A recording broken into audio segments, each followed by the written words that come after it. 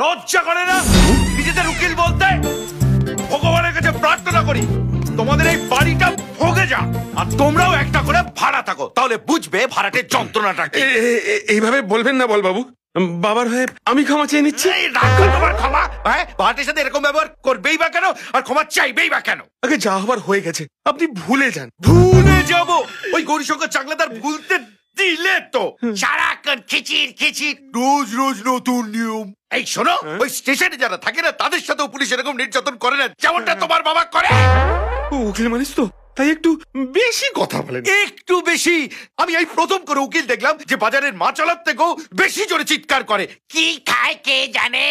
যাকে যাক, এই নাও বাড়ির চাবি, আর এই নাও 20 দিনের ভাড়া, আর আমাকে মুক্তি দাও। বলছিলাম যে বল বাবু, আর 10টা দিন থেকে যান, অন্তত একটা মাস পুরো করুন।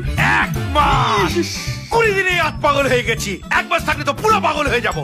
তারপর তোমার বাবা যেমন কুকুরের মতো ঘেউ ঘেউ করে, তেমনি আমিও ঘেউ ঘেউ করতে শুরু করবো। কি বলি আরামজাদা?